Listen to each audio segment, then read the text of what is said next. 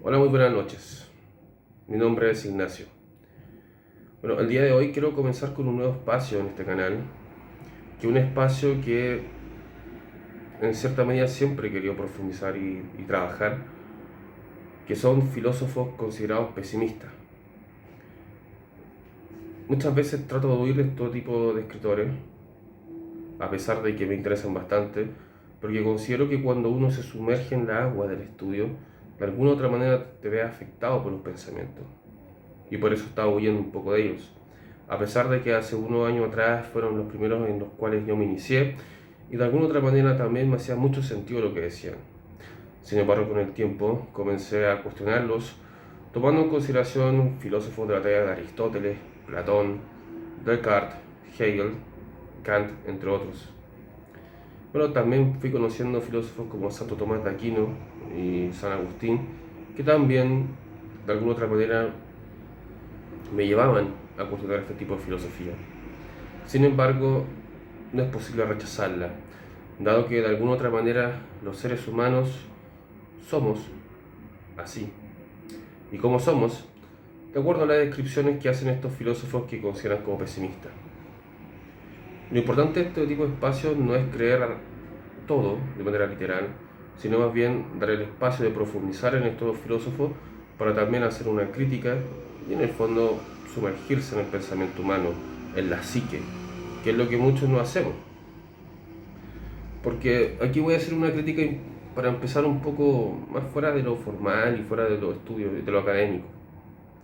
Bueno, en primera instancia muchos saben que yo no soy ningún tipo académico y no me interesa hacerlo. Y para mí la filosofía es un medio para la superación del ser humano. Me parece que esta cosa académica de querer estudiar ciertos filósofos está perfecto, pero cuando solamente lo reducimos a un mero estudio científico, ahí se crea el problema. Se pierde en el fondo para qué es la filosofía de manera originaria, que era para poder conocer al ser humano y hacerse las preguntas. ¿Qué es la verdad? ¿Qué es el ser? ¿Qué es Dios? ¿Qué somos? ¿Por qué pensamos? ¿Qué es lo que pensamos? Y en el fondo tener la capacidad, esa sensibilidad, de lo cual nos diferencia de los demás animales.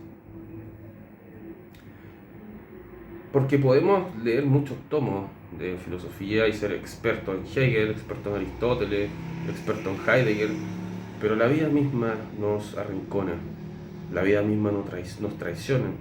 Y muchas veces todos estos tomos de volúmenes de mamotreto se van a la basura. Y pareciera ser que solamente sirve como una especie de cartón para el currículum o en el fondo para poder sentarte con tus amigos o conocidos no instruidos en estos temas para poder impresionarlos con retórica. Quizá a eso se puede reducir la filosofía. Yo creo que no. Yo creo que es algo mucho más profundo, teniendo en consideración que como ser humano me equivoco todos los días y que como ser humano muchas veces cuando actúa es a través del impulso o al menos de las formas de las cuales me he ido constituyendo o mi modo de ser en mi existencia. Así que por eso también es necesario una ducha o es un baño frío con este tipo de filósofos que también tienen mucho de verdad. A pesar de que muchas personas los cuestionen, sobre todo muchos tipos académicos que leen filósofos de la talla de Kant, de Schelling, o incluso están leyendo filósofos que nadie conoce, o son investigadores o traductores de filósofos del siglo XVII, del siglo XVI, que en el fondo lo que hacen con la filosofía es una especie de lenguaje, bueno, que es un lenguaje, pero un lenguaje que en el fondo te permite no acercarte al pensamiento, sino que más bien te lo espanta. Y por eso en esta oportunidad, este espacio lo voy a llamar Contra el Mundo, los exiliados del pensamiento. Y quiero entregar un poco una visión de qué significa esto. Estos son los enemigos de la farsa universal que estamos viviendo y están pensando siempre al borde del abismo. Esta farsa universal que se construye a través de una retórica, que se construye a través de palabras o adornos en donde todos los seres humanos caminamos por este camino de felicidad democrático, en donde a través de la razón y la evolución vamos a poder encontrar un destino más próspero. Y además todos estos filósofos en cierta medida han rechazado un poco la mentira del progreso, ¿cierto?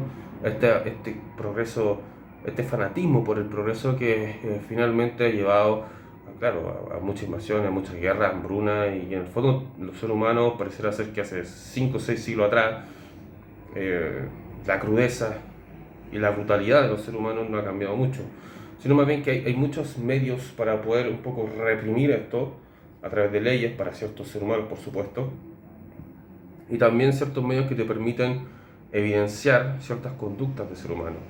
Pero siempre van a estar justificadas a través de ciertas consignas, como por ejemplo el genocidio de Israel, como con la consigna de libertad y democracia. Curiosamente, a través de los medios de prensa y de constantemente repetir las cosas, esto hace mucho, trabaja en alguna psique humana que les permite en el fondo repetir esto y realmente creer que eso es una realidad, cuando no lo es, sino más bien es lo que estoy diciendo. Cuando se considera y se entiende qué es lo bueno y qué es lo malo.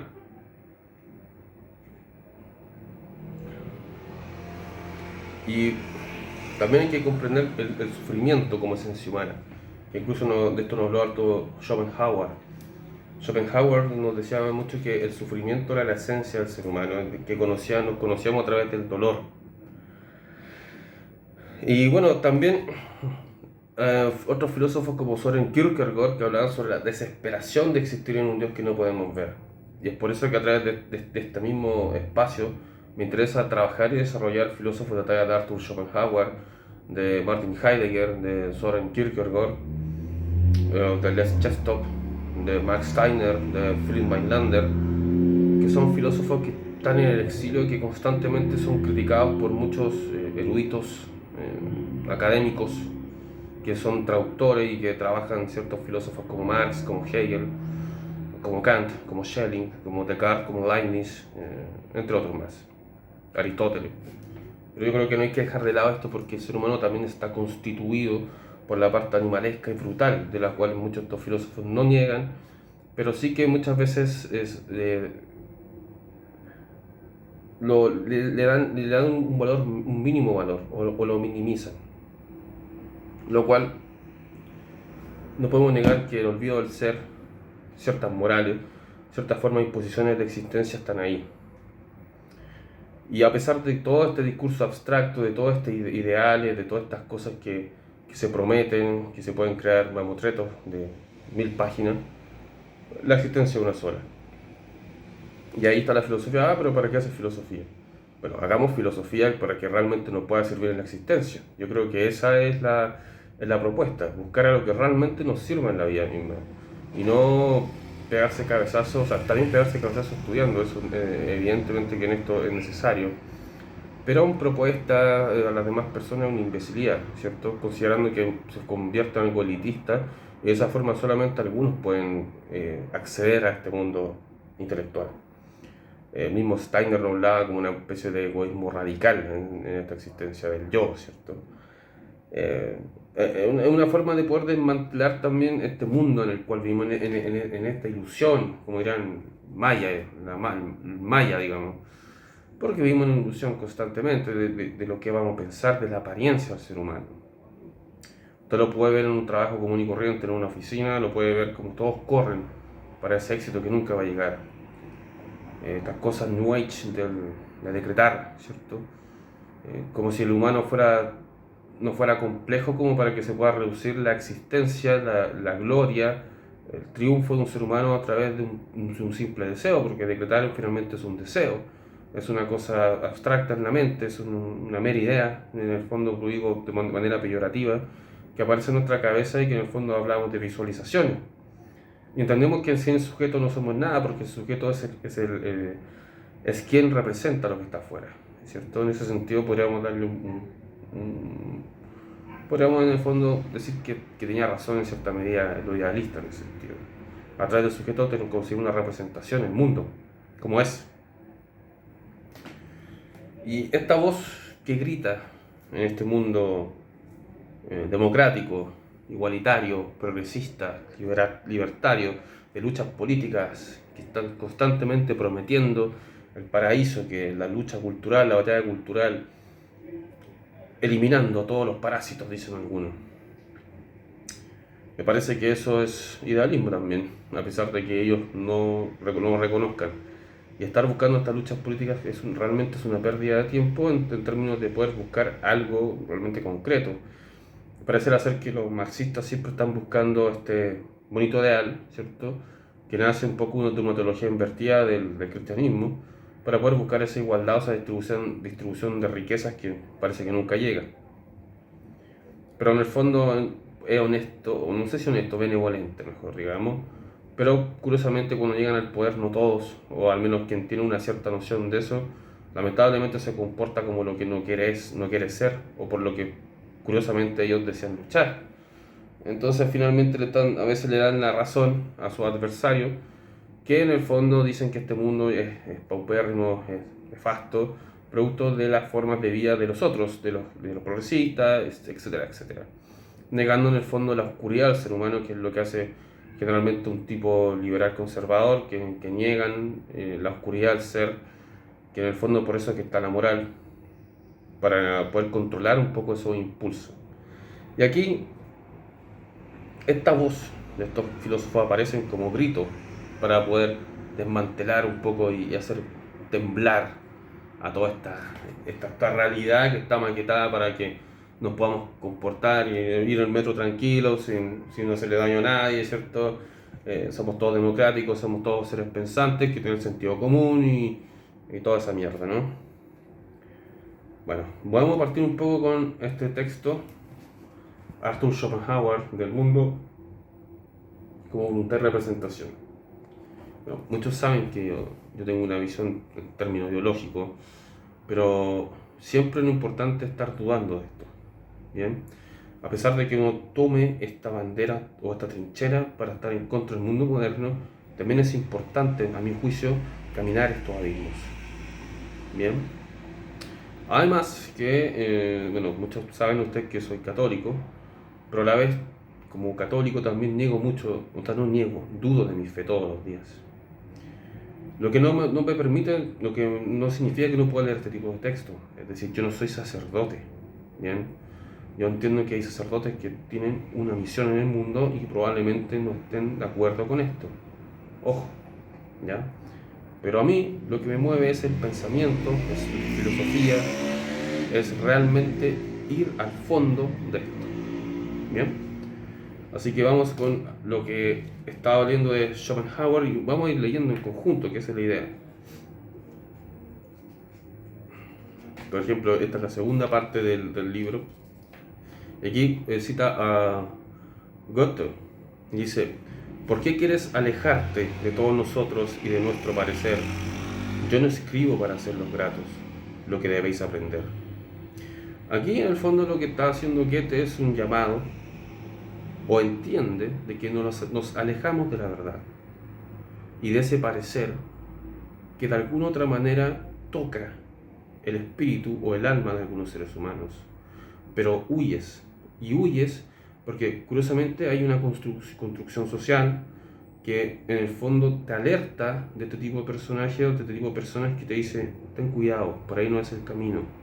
Esa persona tiene problemas mentales, esa persona tiene carencias de algo, como si ningún ser humano no lo tuviera. Entonces aquí, ¿qué te dice? Yo no escribo para que esto sea grato lo que tú debes aprender. Porque también, cuando nosotros aprendemos algo, muchas veces duele. De hecho, aquí podemos citar a Nietzsche con que la verdad realmente la tenemos enfrente. Existe un daño tremendo, se cae profundamente el personaje o la ilusión que tenemos de nosotros mismos. ¿Cierto? Entonces está esa apariencia de lo que yo soy para el otro. Y cuando tú escuchas este tipo de mensajes, muchas veces aléjate, huye de ahí, te van a decir. Entonces por eso que Schopenhauer fue un gran lector de Goethe, de sus novelas como Fausto, Las penas de Werther. Y bueno, ahí él tuvo un problema con un ensayo de la teoría de los colores también, tengo entendido. Y bueno, vamos a ver que el capítulo 1 es el punto de vista idealista. Para poner un poco en contexto, sabemos que Schopenhauer tenía una crítica importante a Hegel, que fue idealista, o al menos tenía la fenomenología del espíritu y hablaba sobre el espíritu absoluto, sobre la conciencia indeterminada, las reconciliaciones, la dialéctica, de las negaciones. Entonces, la negación de lo que está presente en base a una idea que superaba la negación que ya estaba. Entonces, la forma idealista de Hegel siempre fue que en el fondo existe una reconciliación o una lucha dialéctica entre lo que está sucediendo y lo que vendrá, o la idea que está para superar esto. Es decir, se hablaba sobre el desdoblamiento en Hegel, en unidad del desdoblamiento. Todo esto en la fenomenología del espíritu, donde tiene capítulos como la conciencia, la autoconciencia, la verdad, la razón. Y este tipo de capítulos, me acuerdo de la conciencia cuando hablaba de la conciencia indeterminada, ¿cierto? Que es la conciencia finalmente el ser humano común y corriente que no ha desarrollado y no se ha reconciliado con la conciencia, con el espíritu de la conciencia. Son seres humanos no razonables, que son las personas comunes y corrientes que están en la calle, que en el fondo son personas que están sujetos a sus emociones o a su impulso nervioso. Entonces, en ese sentido, la conciencia, ¿cierto?, para que sea determinada, tiene que pasar por un proceso, ¿cierto?, que es un proceso de evolución en el sentido de la razón, ¿cierto?, porque tiene que pasar todos esos errores, toda esa forma primitiva, para que después todo esto se reconcilie a través de un choque, de una negación de algo, y luego de esto la persona ya pueda tener la conciencia determinada. Pero que en el fondo Hegel hablaba de que el pensamiento era una actividad, entonces tú siempre estabas pensando y estabas evolucionando, y era un movimiento también, no era una cosa fija como en Santo Tomás de Aquino ni en pensadores más de la tradición. Entonces, Schopenhauer evidentemente aquí critica a Hegel y lo hace de esta manera, dice: la relación entre lo ideal y lo real, dice acá, es del mundo como en la cabeza con el mundo fuera de ella. Constituye, junto al problema de la libertad moral, el carácter distintivo de la filosofía moderna. Entonces nos dice acá que finalmente lo ideal y lo real es el mundo de la cabeza, las ideas, versus el mundo real, que es el mundo de afuera, ¿cierto? Entonces, esa es una de las críticas que por lo menos hace Schopenhauer a Hegel. ¿Por qué? Porque me acuerdo mucho de Ortega y Gasset, donde dice que los anhelos, cuando chocan con la realidad, aparece el drama, por ejemplo. Que claramente es así, ¿cierto? Tú tienes una idea de algo, de la espiritual, como dice, de espíritu de una idea, ¿cierto? No se refiere que una cosa espiritual de un tipo de horóscopo, no se trata de esa mierda, digamos. Entonces, acá lo que critica primero es que la idea está en la cabeza y lo que está afuera es distinto. Nosotros todos los días chocamos con la realidad, que es la existencia, lo que es, ¿cierto? No es otra cosa. Y bueno, aquí lo que hace finalmente Schopenhauer es criticar objetivamente esto, y te dice que no, el mundo finalmente no es tan enigmático, sino que más bien siempre ha sido igual y expresa toda esta crueldad constantemente, a pesar de que hayan personas con estas especulaciones como Hegel, como Fichte, Schelling, optimistas para él.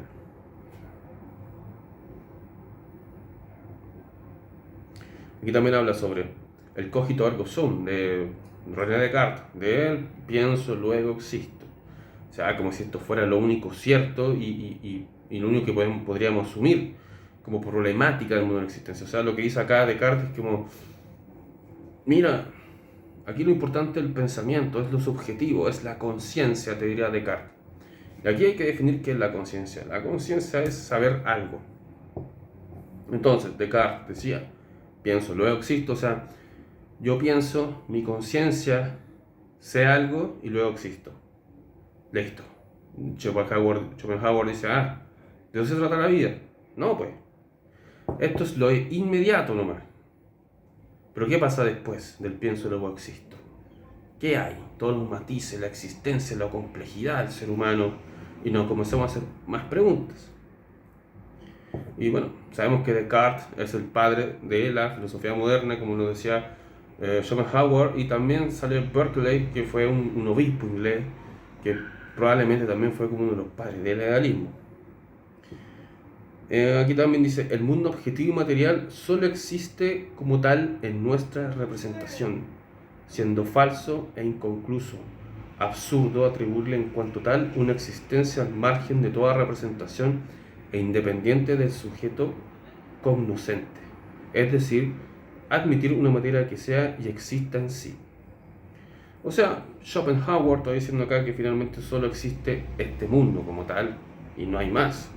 O sea, atribuirle otra existencia sobrenatural, quizás quiere decir, o una existencia superior o divina a lo que ya éramos, es completamente absurdo, porque esto es independiente del sujeto cognoscente, o sea, del sujeto que puede representar, del sujeto que puede conocer. Es decir, admitir que existe una materia que sea y exista en sí. O sea, solamente debemos solamente admitir eso.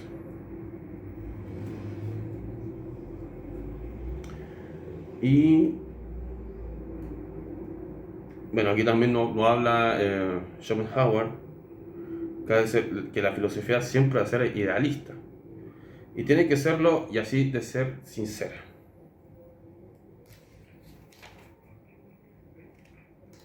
Y no habla que es esencialmente idealista la filosofía, ¿no?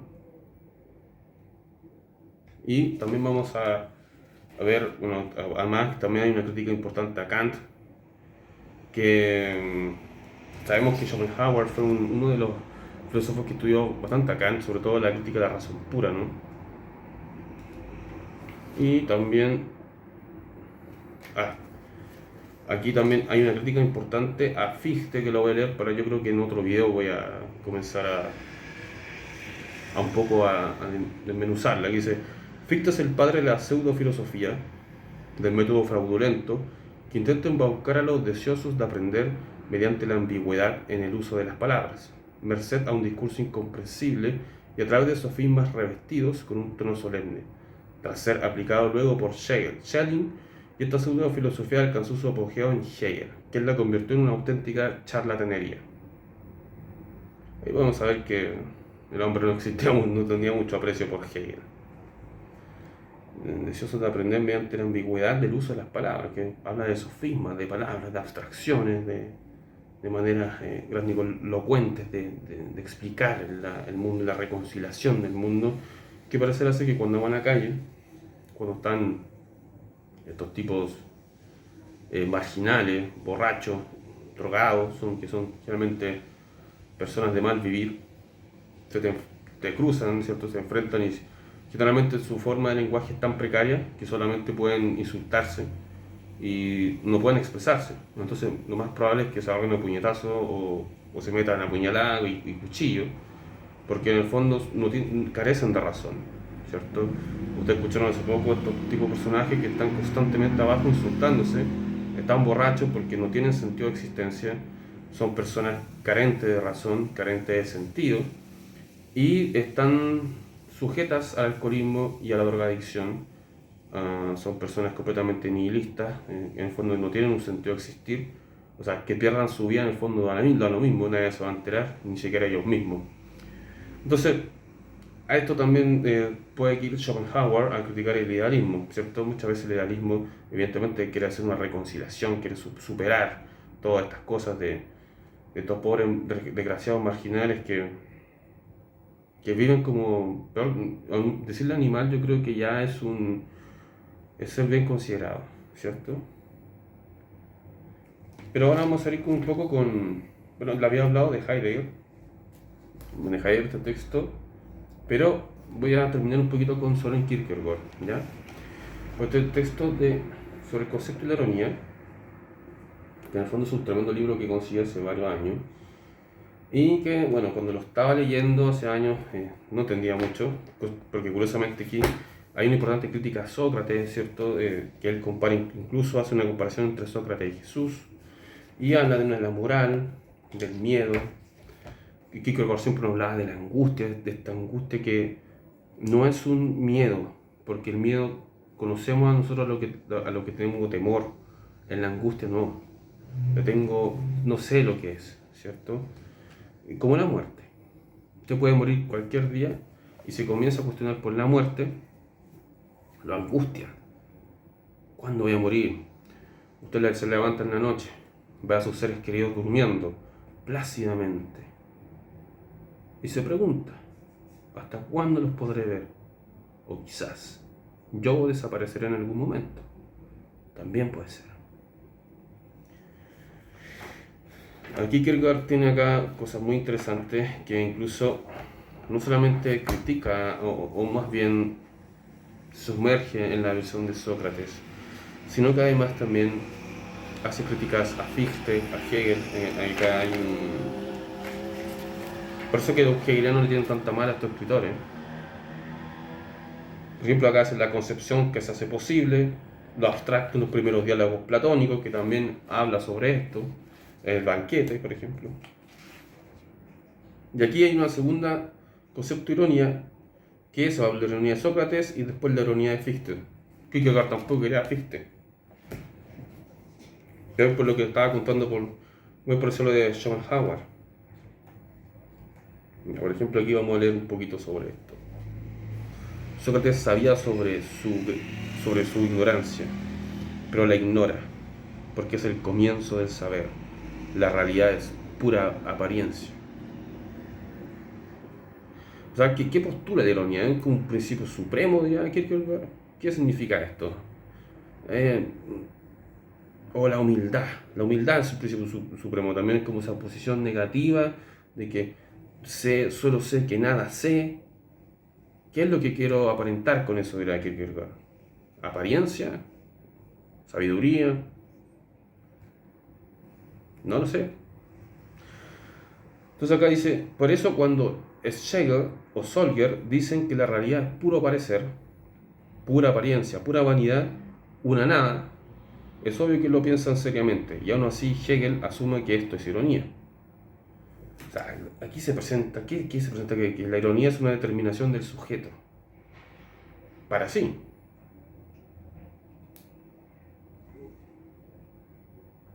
Y no puede captar nada más que eso. En última instancia, el ironista debe siempre afirmar algo, pero ya, es apariencia. Como solo sé que nada sé, eso es una ironía. ¿Cierto? ¿O es sabiduría?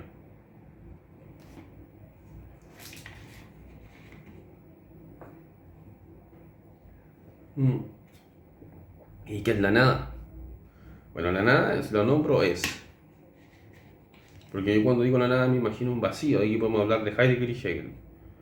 El ser es la nada, podría decir Heidegger. O sea, Hegel. Porque todas relaciones de humanos, ¿cierto? O algo, termina siendo nada. Por ejemplo, una planta. Es una planta, se desarrolla, crece, muere y desaparece. Nada. Una relación entre dos amigos, entre una pareja. Se forma, confianza, amor. Termina, nada. Una vida humana también. Nace, se desarrolla el ser humano, vive, nada. Incluso podemos hablar de dialéctica, ¿cierto? El ser humano crece, se niega, reconcilia, pum. Ser es la nada. Eso de este modo es nada. Y Heidegger dirá, ¿cómo puedo yo decir que nada es? O sea, cuando digo, ¿qué te pasa? Nada. Pero ¿cómo si la nada qué es? La nada no debería ni poder nombrarla, ¿cierto? Vamos a hablar de los judíos, Jehová, el innombrable. ¿Qué es? La nada. Dios no lo puede ver nadie. ¿Dónde está Dios? Nadie lo puede ver, el innombrable, la nada. Bueno, dice acá, su ignorancia es la nada en virtud de la cual aniquila todo saber. Su concepción de la muerte es la mejor muestra de ello. Ignora qué es la muerte y qué hay después de la muerte. Y por tanto ignora si lo que hay es algo o bien absolutamente nada. Sabemos cómo muere Sócrates. Y a Sócrates pareciera ser que no le interesó la muerte o la enfrentó de una manera heroica, sabia, como un dios del Olimpo. O simplemente fue leal a sus principios. O no ignoraba la muerte. Quizás pensaba que después de la muerte se iba a encontrar con Zeus. No lo sabemos. Estas cosas son muy importantes hablarlas de esa manera. Desocultarlas, dirá Heidegger.